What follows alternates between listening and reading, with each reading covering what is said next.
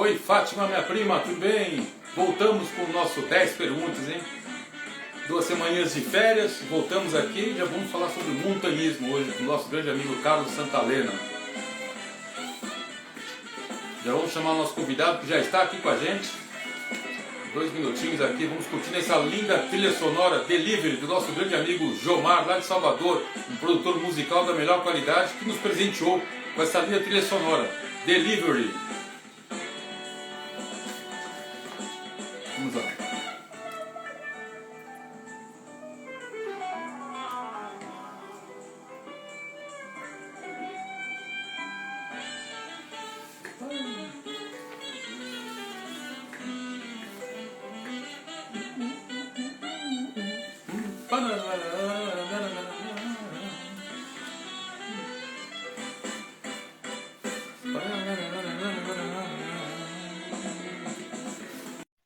Aline, Sheila, tudo bem, Aline Cavaleiro? Um grande abraço. Sheila, nossa grande produtora.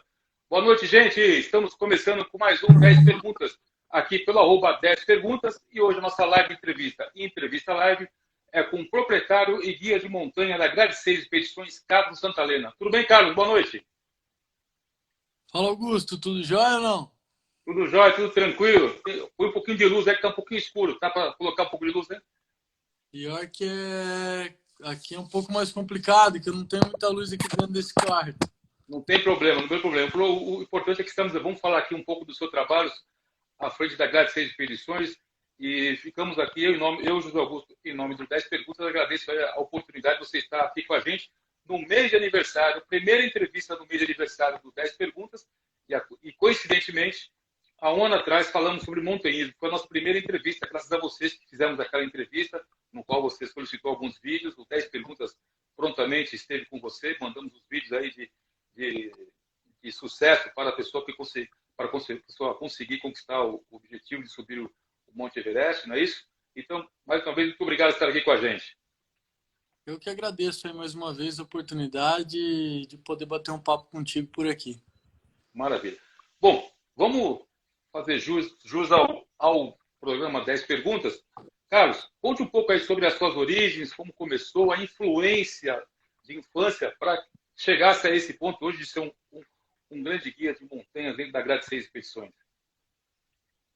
Bom, eu acho que a história de infância começou bastante com o sítio, né? Com uma vida de sítio, com uma vida voltada para a fazenda, embora eu morasse em São Paulo, né? Tinha um primo da minha mãe chamado Percival que sempre me levava para o sítio dele, que era em Sarapuí. E aí a gente aprendeu, vamos dizer, a crescer com esse conteúdo em torno da roça, o que era muito interessante para mim, né? Na época eu gostava de jogar futebol, então fiz muitos amigos. E do futebol a gente expandiu para as caminhadas para o meio do mato, né? Para começar a se jogar de algumas pedras para cair em rio, para buscar feiras, né? E a grande diversão era sempre se perder, né? Quando a gente se perdia era sempre mais gostoso, porque o dia ficava mais longo, tinha vez que a gente acabava passando numas plantações de melancia, trazia umas melancias de volta para casa, né? E isso ficou muito na minha memória, né? Então acredito que toda essa história vem muito da infância, sim, né? Então a minha mãe também sempre fez questão de me levar para esses ambientes, né? O que caracterizou bastante a minha infância e no futuro aí o caminho profissional, né? Uma outra coisa que ajudou bastante foi a oportunidade, né, de fazer um intercâmbio na Nova Zelândia, que foi o que expandiu realmente a minha mente para os esportes de aventura, né? Que Legal. eram pouco explorados aqui no Brasil e a gente tinha muito pouco contato, né? Além do que a parte financeira também era complicada. Os esportes de aventura geralmente envolvem um investimento inicial, né, em equipamento, em cursos, em capacitações. Então, essa viagem fez com que eu entendesse que não era tão difícil assim, né? Que talvez você com uma corda, com alguns amigos e com um curso básico, né? Sim, Muito bem sim. feito, e com curso de guiada você já conseguir iniciar e empreender aí dentro do esporte, né? Bom, você, aventura desde pequeno, então. Essa é uma novidade, hein? Essa é uma novidade, mas fiquei contente de saber aí. Quem conhece sua mãe também sabe a pessoa magnífica e tenaz que ela é. Manda um beijo para sua mãe, inclusive, tá bom? Pode deixar. Maravilha. Bom, você se formou em educação física, né? Isso contribuiu bastante com tudo isso que você acabou de me falar aí, né? Com certeza. A educação física fez com que eu tivesse contato com amigos, né, e com pessoas que compartilhavam do mesmo interesse, né? Então lá eu pude encontrar parceiros de escalada, parceiras de escalada, né? A gente formou um grupinho da faculdade que saía aos finais de semana para escalar, que era uma atividade específica, né? Então contribuiu nesse quesito, né, vamos dizer, social, de encontrar pessoas que compartilhavam da mesma opinião e do mesmo objetivo, e também através de um professor que a gente teve, né, que se chamava Beto, e ele era um pioneiro, é ainda hoje, né, um pioneiro nessa área mais científica do esporte de aventura na natureza. Então, naquela época a gente tinha um grupo de estudos, né, e ele levava a gente bastante para Ilha Grande. Ele tinha um barco à vela, ele acabava levando a gente para Ilha Grande para fazer algumas pesquisas por lá, né, com a É, população que acabava se desenvolvendo com remo, né, etc. Então, o esporte de aventura passava a fazer parte, né, da grade curricular da educação física também. Né? Então, além do aspecto aí social de ter o convívio com as pessoas e encontrar amigos, também teve essa parte técnica, né, de já poder ter um contato científico dentro da faculdade com esse tipo de atividade, né? O que ajuda você também a expandir a sua mente em termos profissionais, né? é. Pô, isso é muito bom. Então a faculdade contribui muito, né? E já foram logo para Ilha Grande, né? É um lugar maravilhoso, né? Uma natureza ímpar, né? A Ilha Grande é contagiante, é muito bonita, né? Uma natureza exuberante mesmo, fauna, flora exuberante, né? A gente teve a oportunidade de estar lá várias vezes, né? Esse professor levava a gente de Campinas até lá, então era um trampo que ele tinha para levar a gente, né? E ele tinha um projeto com a comunidade, então era muito bacana entrevistar os locais lá da Ilha Grande, né? A Ilha Grande também foi um primeiro grande trekking para mim, né? A travessia toda lá da Ilha Grande, a volta à ilha, né? É. Então, tem para mim também um aspecto muito ligado a esse início meu dentro do esporte. É legal você falar da Ilha Grande, porque você é de Campinas e uma da empresa que vai muito à Ilha Grande, na pousada do Capitão, no qual eu fui passei já 2 Réveillons, sai de Campinas, vem para São Paulo e aí vai à Ilha Grande. Maravilhoso, fiquei na pousada do Capitão, tem uma escuna, passeios maravilhosos, é emocionante. E é de Campinas, né? Eu não me lembro o nome da agência agora, mas sei que é de Campinas. Sim, sim. Tem muitas empresas de mergulho. A gente compartilhou o espaço físico com a Captain Dive também, né?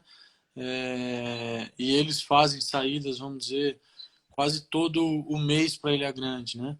Então é um destino bem famoso e parece que o campineiro gosta também. Meio do mato, vamos um pouco para o mar agora.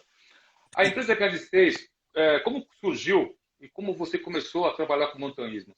O montanhismo levou a Grade 6 ou a Grade 6 te levou para o montanhismo, embora na época de faculdade você já tinha alguma experiência junto ao seu professor, do jeito que você comentou aqui com a gente? Eu acho que as coisas andaram em paralelo, né? Eu estava saindo da faculdade, aí eu me ingressei num curso de yoga, né? Me interessei pela atividade, aí me ingressei em um curso. E foi ali que eu comecei a ter essas aspirações de montanha, essas visões, né? De estar numa montanha gelada, ou numa montanha muito branca, numa montanha alta. Passava muito isso dentro da minha cabeça. E a Grade 6 já existia em Campinas, né? Muito antes dessa ideia. A Grade 6 tem 27 anos hoje. Era uma empresa do Rodrigo junto com o Guilherme, né? Na época. E eu procurei o Rodrigo para começar a trabalhar com isso, né? Então eu tinha essas visões e aí cheguei para ele e falei, olha, eu preciso trabalhar com isso porque é a única forma, né, de eu me aproximar das montanhas, porque acabei fazendo educação física, né, tava, dando aula em academia, fazendo algumas aulas de ginástica, outras de yoga que eu já tinha me envolvido, né, mas estava muito difícil de simplesmente aos finais de semana desenvolver algo que me levasse para alta montanha. Então, a Grade 6 já existia, tinha uma parede de escalada na época, onde a gente já treinava lá. E aí eu tomei a iniciativa, vamos dizer, de trocar uma ideia com o Rodrigo, que era dono na época, né? Falar, olha, eu estou querendo trabalhar com isso, acho que esse é um caminho para mim e Certo. aqui é uma forma de eu iniciar. E aí ele me comentou que um vendedor estava saindo, né, aquele dia, se eu poderia começar o quanto antes. E Pô, legal. aí comecei a trabalhar como vendedor. A empresa ainda não tinha muitos clientes ainda de expedição, né? Tinha outras vertentes com serviço de altura, eventos, palestras. E comecei chamando alguns amigos para participar dessas expedições. E logo 2 anos depois, o, so, o Rodrigo se rompeu com o sócio, né? E me convidou para entrar com ele no quadro societário. Aí foi que eu entrei realmente, né, no quadro societário da Grade, a gente permaneceu junto por muitos anos, né? Depois até tivemos a parceria do Eduardo e hoje Legal. acabei ficando sozinho nesse quadro, né? Mas a história vem daí, né? Então a Grade Six veio muito antes dessa minha ideia e em paralelo contribuiu 100% para que eu atingisse todos esses objetivos, né, de vida que eu já tinha lá atrás. Pô, bem legal. Foi galgando cargos, né? Entrou É, como quem não queria nada, depois pegou de vendas e hoje é o dono, vamos dizer assim. foi um pouco natural o processo, né? Não era um objetivo ser dono, o objetivo realmente era ir para as montanhas, né? Conhecer as montanhas. Eu sempre brinquei que a minha parte eu queria enviada, né? Queria estar sempre nas montanhas. Sim, Então, sim. essa sempre foi a pretensão. E no final, vamos dizer que o universo foi conspirando Conspirando. para que isso acontecesse, né? Porque as coisas foram mudando, as vidas das pessoas também mudam. O Rodrigo tomou um outro rumo, meu outro sócio acabou tomando também um outro rumo, e eu fiquei nesse rumo ainda dentro do barco, né? Embora não tenha sido a pretensão inicial, foi bom que tudo isso aconteceu. Maravilha. Bom, ó, para você que está chegando aqui agora na nossa live, eu sou o José Augusto Arruda, hoje entrevistando aqui dentro do 10 Perguntas o proprietário guia de montanha da Grade 6 Expedições, Carlos do Santalena. Já quero até mandar um abraço, Carlos, para o nosso grande amigo, nosso grande apoiador, Martinho Rocha, que é da Milagros Incensos Litúrgicos. Olha que coisa linda. Vou Massa. conversar com ele, que é mês de aniversário do 10 Perguntas, vamos ver se ele manda um para você, um incensos maravilhoso. E quem quiser se interessar, quem está dentro, quem está no momento já com a gente aqui desde as 9 horas assistindo a nossa live com o Carlos Santalena, é só entrar lá na milagros.com.br e ver toda a loja de produtos. E daqui a pouco eu vou falar qual é a palavra do cupom de desconto. Você faz sua compra, no finalzinho você escreve a tal palavra que eu vou falar até o final do programa e você ganha o desconto das pessoas que seguem o 10 Perguntas. Olha aqui, bem interessante. Caixa linda. Bonita Tá, mesmo. Milagre. Obrigado, Martinho. Está sempre com a gente aqui assistindo o nosso 10 Perguntas. Carlos, para quem quer começar, quem é que pode praticar? Tem alguma idade para praticar o montanismo? Tem uma idade mínima? Conte um pouco para nós, para que as pessoas aí que estão aqui com a gente das 9 horas possam, quem sabe, se interessar a estar com vocês aí nessas expedições aí. Bom, o montanhismo é bastante abrangente, né? Então, para iniciar a resposta, o montanhismo aí seria para todos, né? Porque a atividade em montanha ela pode ser praticada por todos. Basta você ter força de vontade, né? Ir a uma montanha próxima, que aqui no Brasil a gente tem algumas, ou que seja um morro, né? E iniciar a prática de montanhismo. Então, não tem uma restrição para iniciantes, né? O simples fato de você começar a fazer uma caminhada no entorno, né? Começar a frequentar uma praça, é, e no futuro passar a fazer esse tipo de atividade em ambiente natural, em uma floresta, né, próximo à cachoeira, ou em ambiente montanhoso, ambiente serrano, já é uma prática de montanhismo e já é um grande início, né? Então ele é uma prática apta para todos. E para além disso, alguns dos trekkings aí no mundo e mesmo aqui no Brasil, como Agulhas Negras e Prateleiras, né, como o trekking base do Everest, né, como o Pico dos Marins aqui no Brasil de novo, são acessíveis para aqueles que têm o mínimo preparo físico, né? O que a gente diz o preparo físico é sempre essencial, né, para esses iniciantes.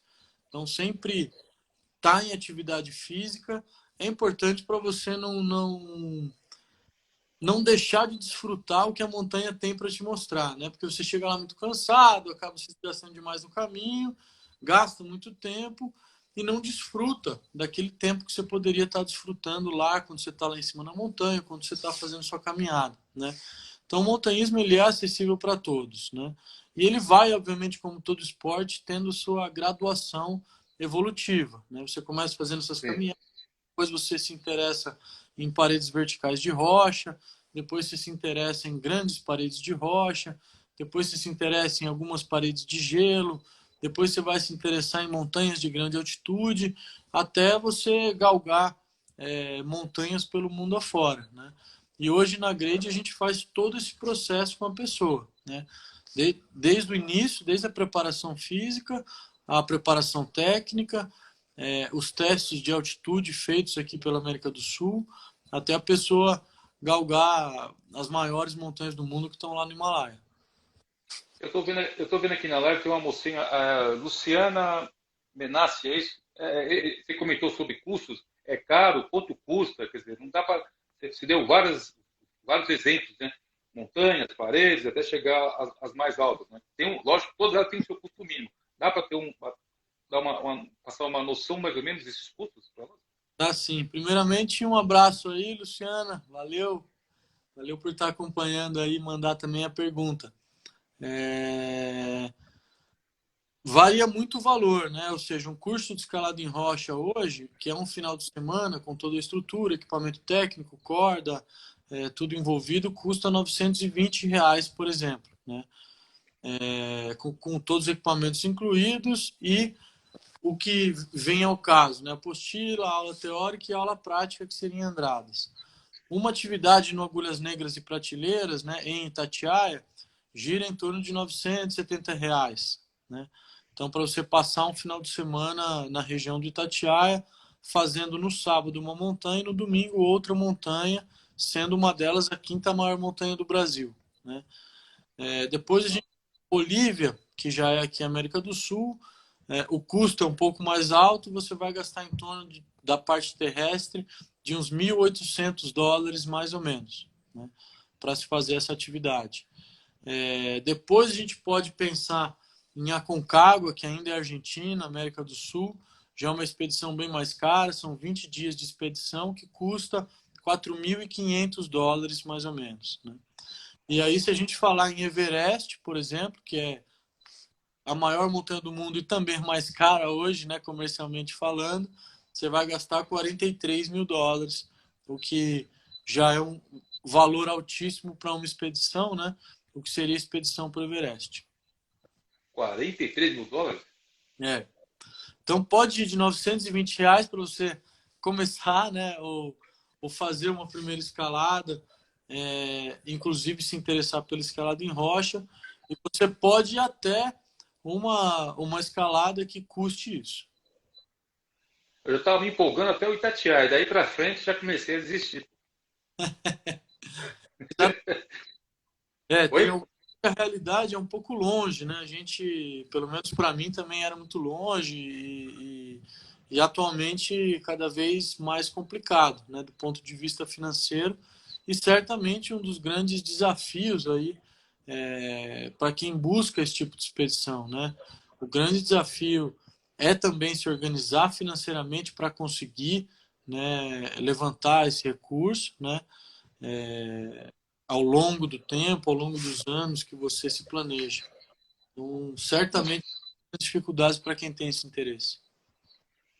Você que está aqui com a gente e gosta de viajar, então agora, se Deus quiser, após a pandemia, ou para quem já está podendo viajar, vamos viajar aqui ó, com Kira Turismo. É só entrar lá com @Kira Turismo, fale que você escutou o nome da Kira aqui dentro do programa 10 Perguntas. No mês de aniversário, ela nos prometeu aqui fazer algum desconto, ou em hotéis, ou em passagens. Fale com a Kira Turismo, que é um dos nossos grandes apoiadores aqui do programa 10 Perguntas. Aqui, @Kira Turismo, tá bom? Carlos, me diz uma coisa. Como eu comentei, né? Até Itatiaia eu ia bem, depois começou a complicar, porque esses 43 mil dólares, fora a passagem, é aquele, eu estava vendo um pouco, acompanhando o percurso, chega embaixo, vai até um determinado lugar, já tem uma equipe pronta ali, que faz todo o trâmite de acomodação, e assim vai de passo a passo. Quantas etapas em cima para chegar ao Everest tem essa estrutura? A estrutura é em todo o caminho até o campo base, que são 9 dias de trekking de aproximação, né? A estrutura existe no acampamento base e depois volta a existir no acampamento 2 a 6.500 metros de altitude. Com isso, a gente tem outros 3 acampamentos que a gente chama acampamentos de travessia, né? Que são acampamentos mais selvagens, onde a gente tem que ser autossuficiente sem ter uma estrutura externa, né? Sem ter alguém que ajude com a cozinha, sem ter alguém que ajude com o gelo, né? O derretimento de gelo, com o banheiro, com as necessidades básicas, enfim, né? Teve até um rapaz aí que perguntou atrás, um tempo, quando você estava aí falando, quanto demora, né, para ir ao campo base, aproveitando essa oportunidade, demora 9 dias para você subir e 3 para descer pelo caminho tradicional, né? Então são aí 12 dias de caminhada, ida e volta, né? E uma outra que tinha perguntado sobre diabetes, se a pessoa pode sim, né? Desde que leve os medicamentos recomendados e tenha a possibilidade de utilizá-los, né? Então a gente já teve esse caso, então é possível realizar. Desculpa, 9 para subir e 3 para descer? Exatamente. Você sobe 9 dias pro campo base, né? A gente tem um roteiro que se chama Trekking ao Campo Base do Everest, né? A gente leva 9 dias para subir, justamente por esse processo de aclimatação, onde a gente vai adaptando o corpo gradativamente até os 5.350 metros, e depois a descida, como você percebe pelos dias, quanto mais rápido, melhor, né?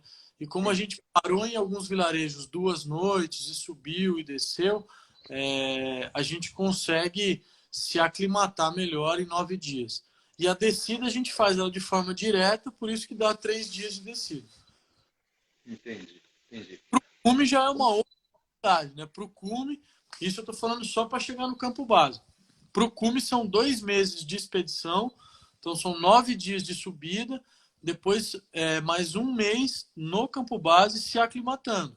Então você faz uma incursão até o campo 1 e volta, descansa, depois você faz uma incursão, vai até o campo 2 e volta, descansa, depois você faz uma terceira incursão até o campo 3, volta para o campo base, descansa novamente, e aí sim vai para o ciclo de cume. Campo 1, campo 2, campo 3, campo 4, cume, e volta, que são 7 dias nessa última imersão.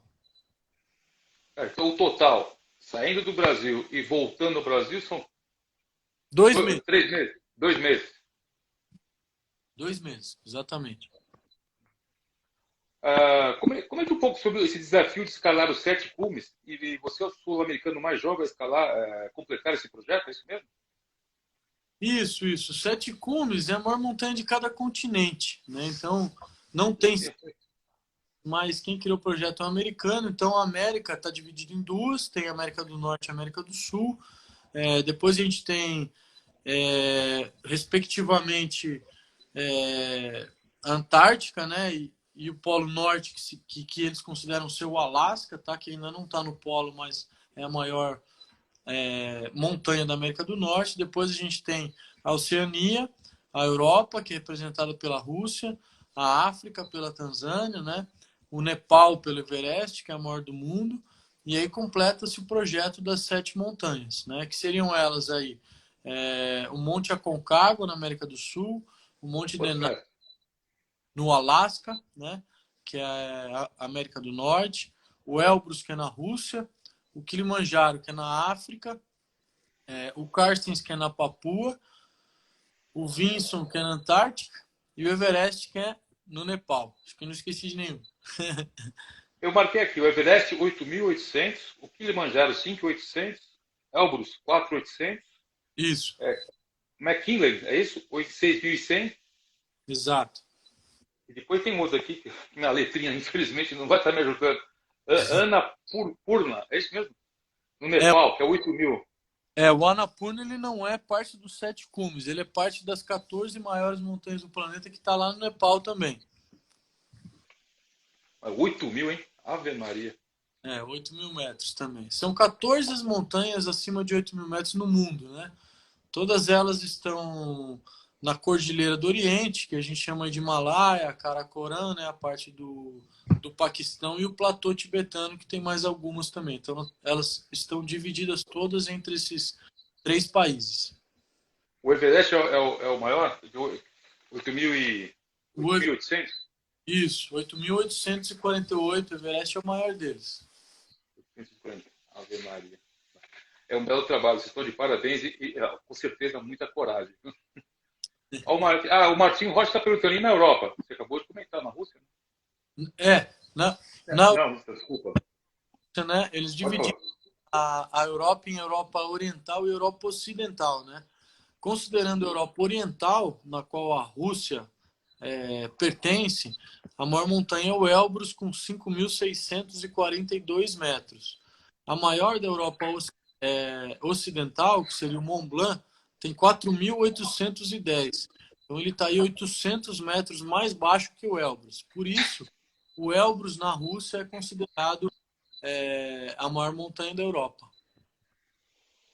Falando em Everest, qual é essa história aí da zona da morte do Everest? Duda? Opa, estou ouvindo. Conta um pouco dessa zona da morte do Everest.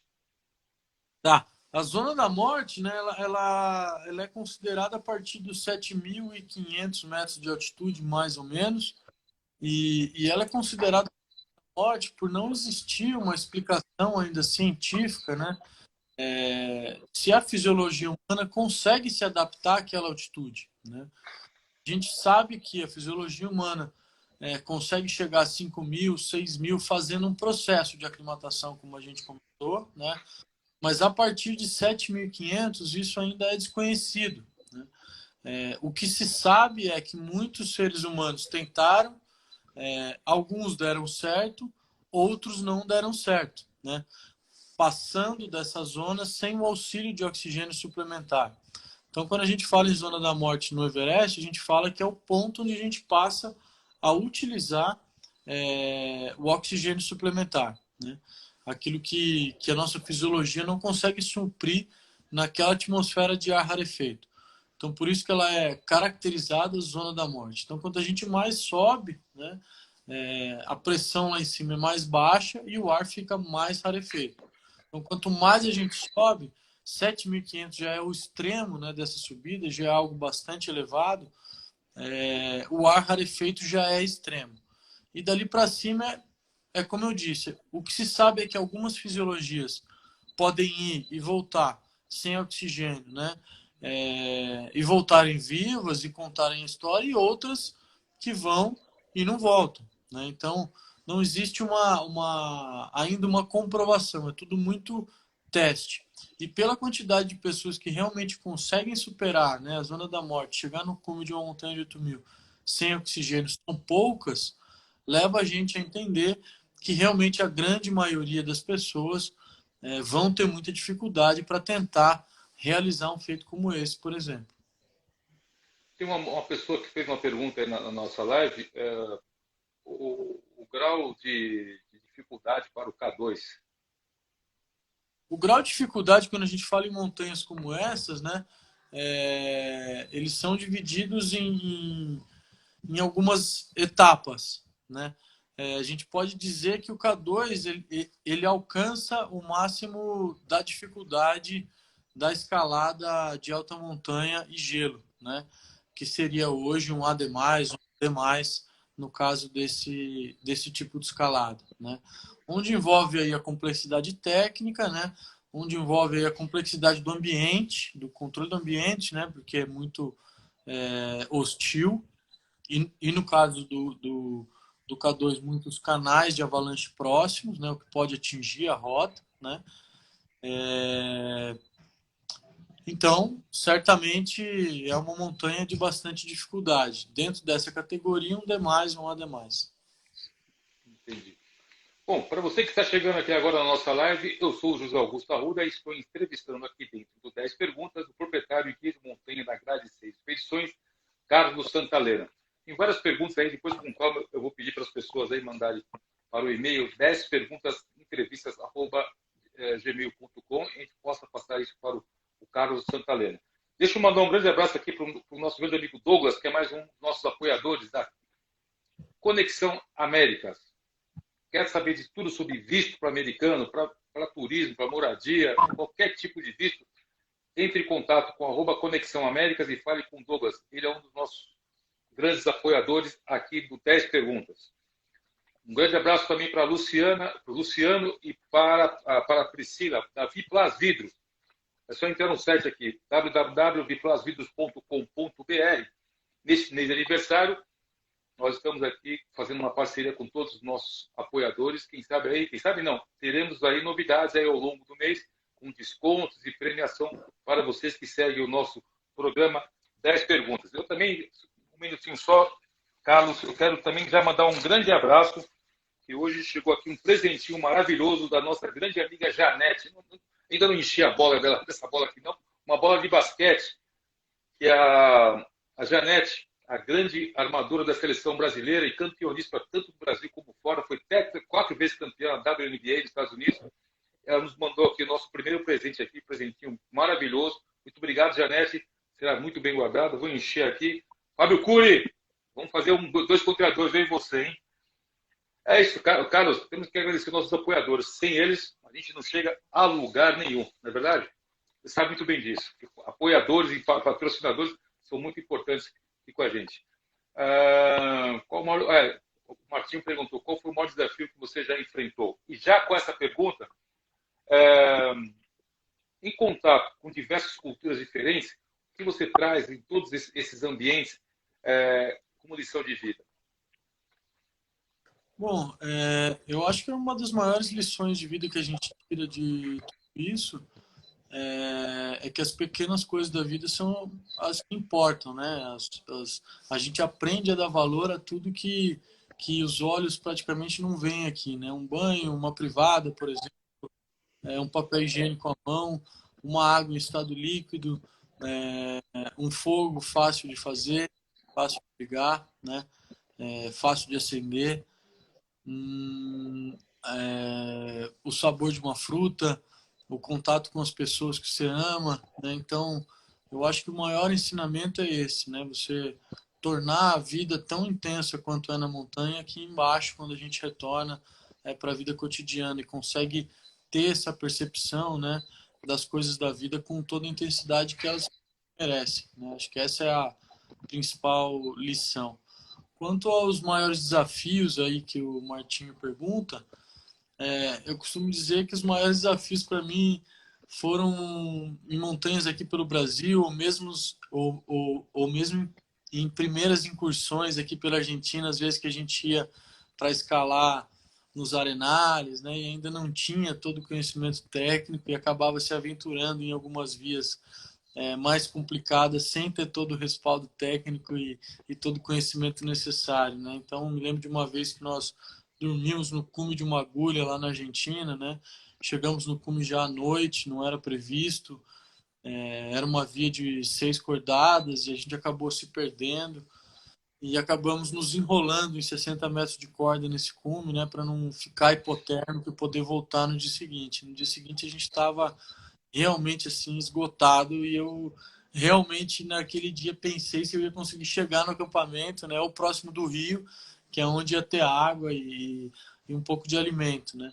Porque a gente não tinha se preparado para passar a noite, a gente tinha se preparado para escalar, chegamos exausto, já não tinha mais Sim. alimento, não tinha mais água e acabamos descendo no dia seguinte, né? Então, no meu início aí nesse percurso, eu acabei passando por grandes roubadas, principalmente na escalada em rocha e nessas primeiras aventuras por aqui, né? E depois teve uma pergunta também dos 7.500 metros, né?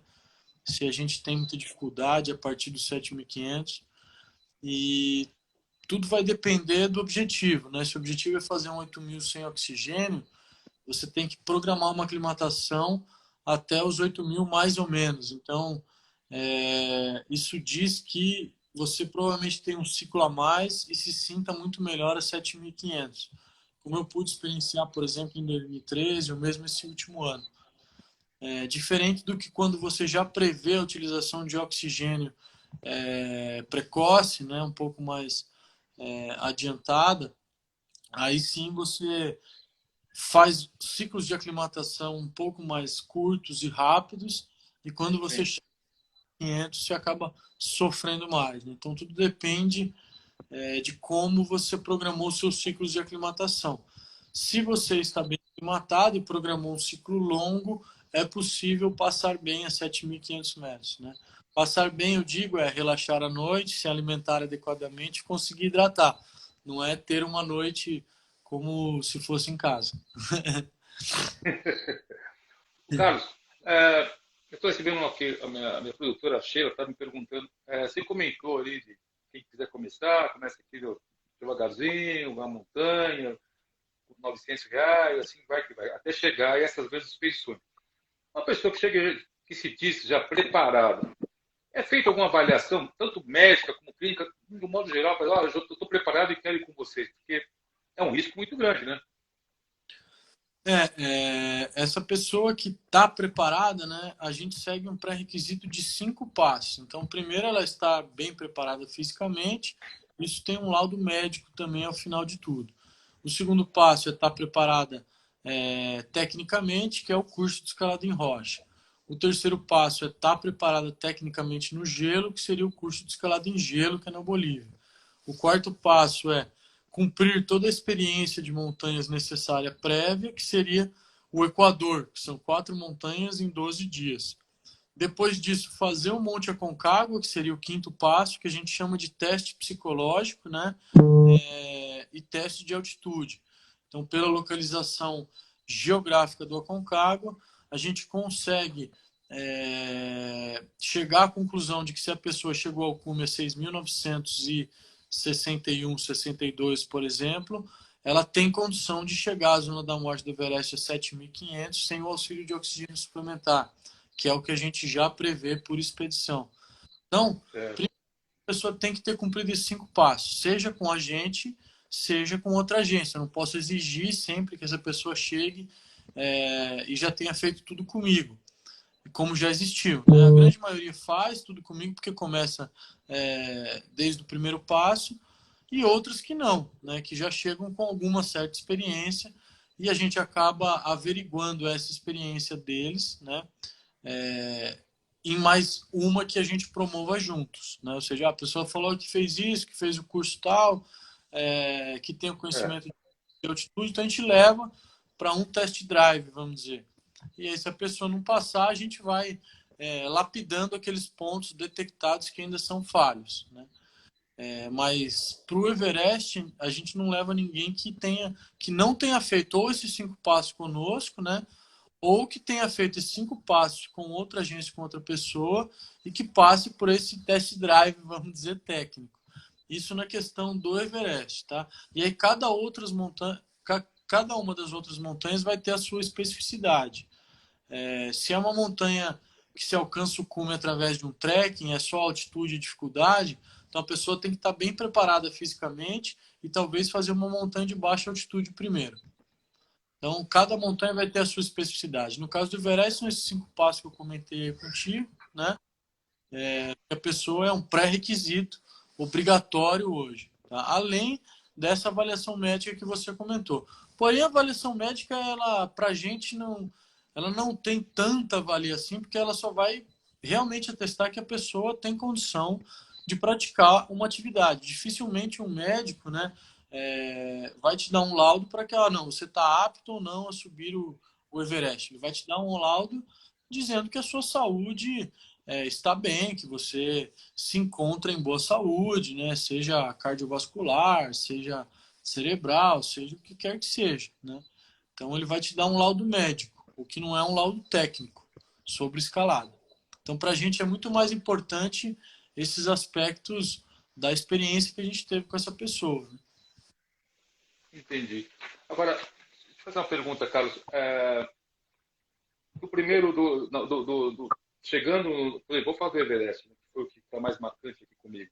Até chegar ao ponto base, se alguém se machucar, vocês trazem ela de volta, fica aqui, ó, infelizmente vocês ó, não dá para chegar até o final, ela já volta para o Brasil ou ela fica esperando a equipe toda voltar? Você pergunta aí no caso de uma expedição e se uma pessoa. De uma expedição. Se uma pessoa se machucou e você viu, olha, não dá para continuar. Aí depende muito, né? Mas se essa pessoa tiver inserida num grupo e ela se machucou, ela retorna, o grupo continua. No caso do Everest, a gente tem uma facilidade, vamos dizer assim, que é o resgate poder chegar até o campo 2, inclusive, até 6.400 metros, né? Então, a forma de remoção dessa pessoa machucada no Everest, ela é eficiente. O helicóptero alcança todos os vilarejos que levam até o campo base nesses 9 dias, como também alcança o base camp, como também alcança o campo 1, como também alcança o campo 2, né? Então você tem uma possibilidade de remoção mais facilitada no caso do Everest, por conta desses voos de helicóptero, né? Bons pilotos especializados em resgate, boas chances de pouso, né? Tanto no campo 1, no 2 e no campo base, o que favorece essa remoção de cada pessoa, né? O que não exime que os guias tenham uma boa capacitação de primeiros socorros em área remota, né? Porque qualquer coisa, eventualidade, a primeira pessoa que vai estar do lado é o guia. Então, a gente faz um primeiro atendimento e aí essa pessoa segue na remoção. Sempre aí Uhum. de helicóptero. Entendi. Bom, bom saber essas coisas, porque a gente fica imaginando, olha, eu já tive alguns filmes, né, pessoas se machucando, não tem como voltar, ele não sabe a estrutura toda que se tem por trás de tudo isso aí, né? E você agora está comentando, falando uma coisa respondendo uma coisa bem interessante, porque mostra o tamanho da estrutura que é colocada a favor da pessoa que não faz um belo de investimento para poder chegar, ter o sonho de chegar até o cume. Eu falei do Everest porque é o que você foi, acho, se eu não me falha, foi a última expedição que vocês realizaram agora, não foi? Sim, sim. Agora, e o visual a 8.000 metros de altitude, hein? O visual é fantástico, Augusto. É bem interessante mesmo, né? Acima dos 8.000 metros, a gente só consegue enxergar um mar de montanhas, né? Quando está um pouco nublado embaixo, é um mar de montanhas com um mar de nuvens. Não tem Sim. nada disso, né? Além de tudo, a coloração do céu, né? E acredito que a emoção, o estado físico, emocional e psíquico de estar ali faz com que você contemple o visual também de outra forma, né? Então, Sim. é algo muito difícil de colocar em palavras, eu diria. Você tem um projeto social no Nepal. Conta um pouco aí, porque para ter esse projeto social, algo aconteceu. Explique para os nossos seguidores aqui do 10 Perguntas, aqui, por favor. Bom, a gente tem um projeto social maior, vamos dizer, dentro do Nepal, que é um orfanato, né, que a gente sustenta aí até hoje. E esse Parabéns. começou em 2015, onde a gente teve a oportunidade de vivenciar o terremoto lá do Nepal. Uma oportunidade, a princípio, pode parecer catastrófica, né, mas há muitos aprendizados pessoais e coletivo também para aquela comunidade. E aquele momento para a gente foi muito marcante, né? A gente está na montanha, a gente está consumindo e trabalhando, né, com tanto dinheiro envolvido num país tão pobre quanto o Nepal, né, eram coisas que sempre vinham na nossa cabeça o tempo inteiro, né, você está de uma certa forma explorando, né, indo para escalar uma montanha dentro de uma outra cultura, de um outro país, né, e qual o retorno que a gente estava dando para aquilo, né?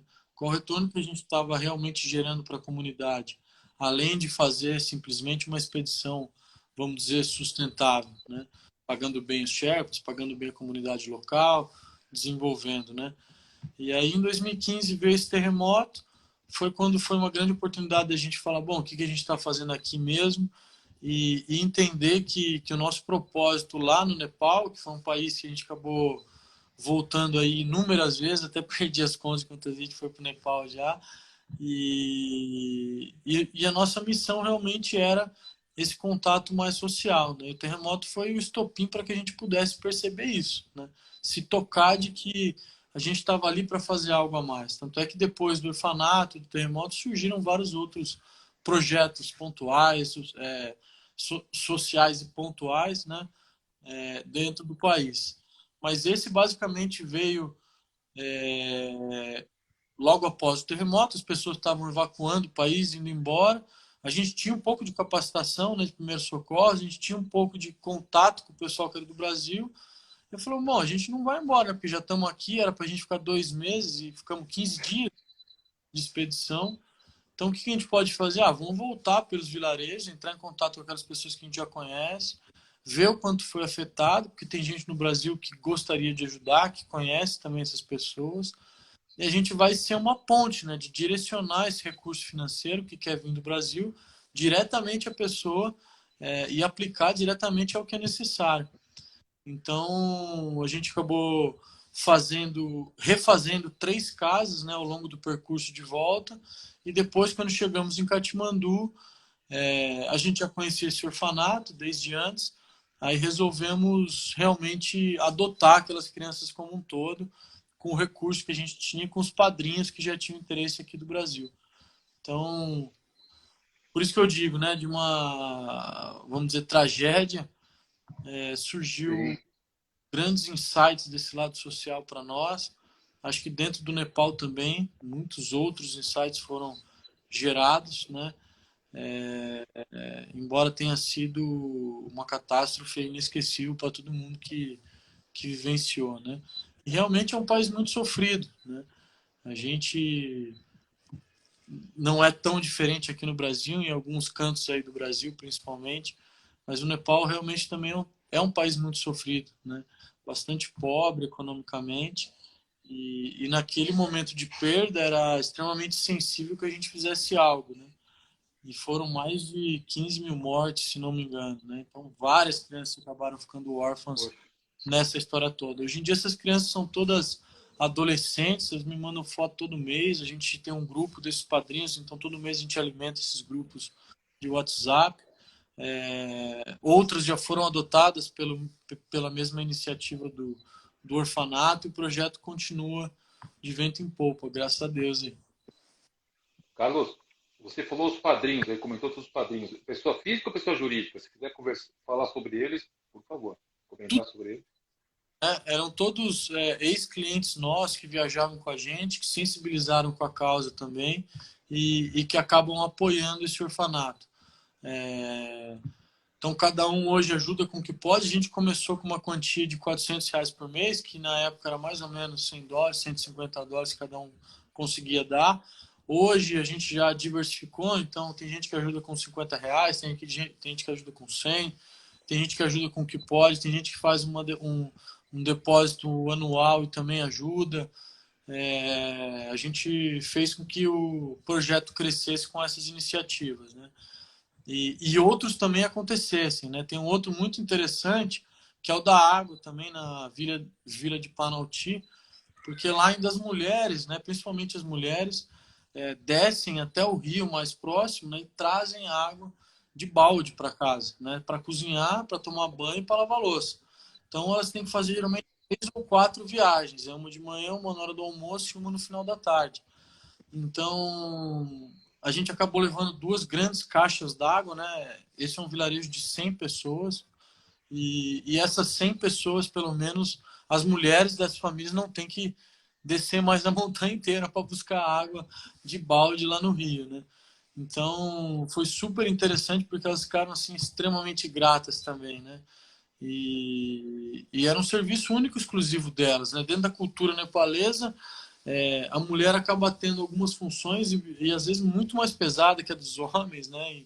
E são características de cada cultura. E nesse caso, sempre as mulheres trabalhando nesse sistema, né? Então, é um outro projeto muito interessante que a gente tem lá e sempre visita anualmente, né? Parabéns. Belo projeto, engajamento. Não é à toa não é à toa esse sucesso aí de vocês da Graça 6 Expedições. Tinha uma pergunta. Para que idade de crianças que pode se divertir indo para Marins ou Agulhas Negras? Acho que foi isso que eu acho que o nosso amigo Martinho mandou essa pergunta. Se ele puder até repetir, ficaria muito agradecido. Você pode repetir, Augusto, porque cortou aqui. Ah, sim. Que tem eu não sei quem foi, acho que foi o Martinho, meu grande amigo Martinho. Ele me perguntou se, para crianças, qual a idade inicial para poder se divertir, vamos dizer assim, em Agulhas Negras ou Marins? Olha, sou suspeito para falar, porque eu tenho um filho de 4 anos e eu já coloco ele em todas as roubadas possíveis aí. Mas eu recomendaria aí a partir vamos colocar de 5 a 7 anos para fazer essas duas, o Agulhas Negras e o Pico dos Marins, né? Porque os dois têm trechos um pouco mais técnicos, né? Algo um pouco mais empinado em rocha, que eu recomendo sempre levar uma corda nesses dois casos, né? Ainda mais com criança. E levando uma corda com cadeirinha, crianças de 5 a 7 anos conseguem fazer. O ideal é que sejam crianças que já tenham vivenciado algumas outras trilhas, né? Que já tenham vivenciado algumas outras pequenas escaladas aí, menores, né? Porque pode ser muito impactante. O Agulhas Negras já é uma montanha bastante alta, tem um pouco de exposição, né? O Marins é a mesma coisa. Então, usando equipamento, primeiramente, né? De 5 a 7 anos, e crianças que tenham aí uma certa já adaptabilidade com o terreno de trekking, montanhismo, escalada. Está colocando seu filho em todas as roubadas, foi isso que eu entendi, né?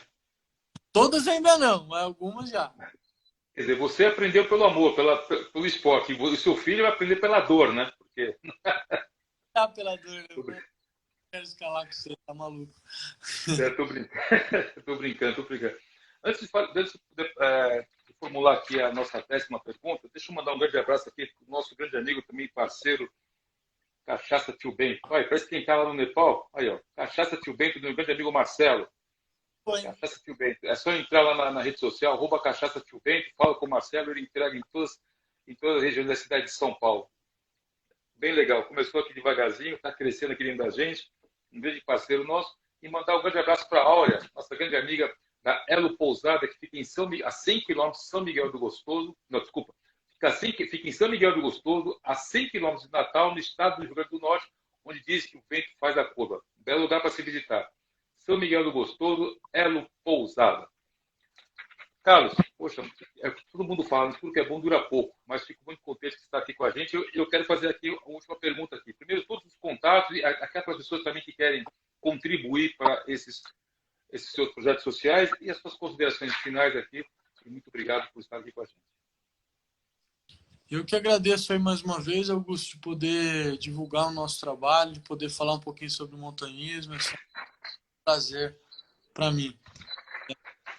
Contatos é sempre através da Grade 6, né? Então www.grade6.com.br. Lá vocês vão ter o telefone, o contato e sempre chegam até mim também, direta ou indiretamente, né? Porque eu também estou sempre respondendo o pessoal que vem através do site. Então pode entrar em contato direto que a gente vai ter o prazer de atender também. Tem, tem algum apoio do governo, da prefeitura com vocês ou não? Não, Nem nada? Nada. Nada do governo, nada da prefeitura. Poxa, deveriam, né, dar uma força, porque o trabalho que vocês fazem é de primeira qualidade. Só tem a Grade vocês em Campinas ou na região? Já, depois de vocês, já se surgiram outras empresas? Que trabalha especificadamente com isso, hoje no Brasil nós somos mais ou menos 3, né? Que estamos sempre trabalhando, vamos dizer, na mesma frente.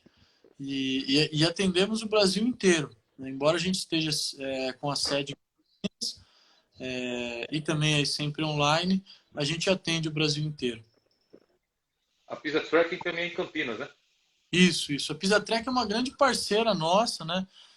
A diferença é que eles são uma agência e nós somos operadores. Inclusive, eles vendem os nossos serviços também. É uma possibilidade para quem compra em São Paulo, comprar da Pisatrec também, né? Alguns dos nossos roteiros. É um grande parceiro nosso aí. Eu conheci o número 1, acho que é o Maurício, que infelizmente não está entre nós, mas era quando começou aqui em São Paulo, inclusive. E depois ele abriu a agência em Campinas. O Maurício era um grande parceiro aí também, né? Infelizmente, como você disse, não está entre nós, mas esse espírito dele aventureiro ainda fica na Pisa, ainda fica nas atividades que deixou aí como legado, com certeza. Tá.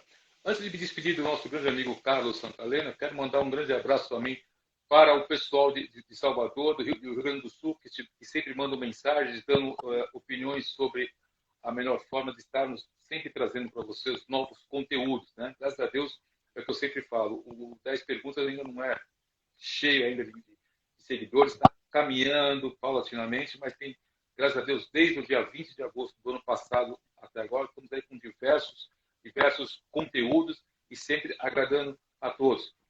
Quero deixar também para você um recado que agora o 10 Perguntas tem o podcast 10 Perguntas. Já temos 4 entrevistas lá, já à sua disposição, colocar podcast 10 Perguntas, e essa do Carlos também, daqui a um mês já estará à disposição de vocês lá no podcast 10 Perguntas. Esse é o mês de aniversário do 10 Perguntas, então fiquem sempre atentos. Semana que vem traremos mais um grande conteúdo. O secretário de município, secretário do Esporte do município de Laranjal Paulista, que vai falar tudo sobre o que vem fazendo dentro da Secretaria de Esportes e também com vários projetos sociais. Quero agradecer a você, Carlos, mais uma vez. Muito obrigado. 10 Perguntas, ficou muito contente de tê-lo aqui. E sempre tiver alguma novidade, por favor, use aqui o nosso modesto canal de comunicação e divulgação, o nosso 10 Perguntas, viu? Eu que agradeço aí mais uma vez. Boa noite a todos. E certamente teremos outras oportunidades aí para conversar. Tá certo. Se quiser presentear um desses passeios, não de $40 mil, mas um mais humilde, estamos à disposição, viu? Legal. Vamos ver se a gente sorteia um curso aí para o pessoal da próxima vez. Tá certo. Obrigado, Carlos. Obrigado a todos. Semana que vem estaremos de volta com mais um grande conteúdo, falando de esportes. Secretaria de Esportes de Laranjal Paulista com o Rodrigo Costa. A partir de quinta-feira estaremos já colocando à disposição de vocês as maiores informações sobre a próxima live. Carlos, muito obrigado e ficamos aqui e a semana que vem estamos de volta. Grande abraço. Valeu, abraço. Você vai receber uma dessa aqui logo, logo, viu? Agora sim. 10 perguntas.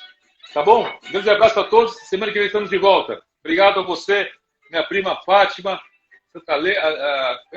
a Priscila Santalena, a Débora Santalena aqui com a gente. Muito obrigado. Aliás, foi a Débora que fez toda a intermediação para que a gente pudesse ter o vídeo lá do cume, lá do Everest, que o Carlos mandou para nós. Muito obrigado. Um beijo no Eli Santalena.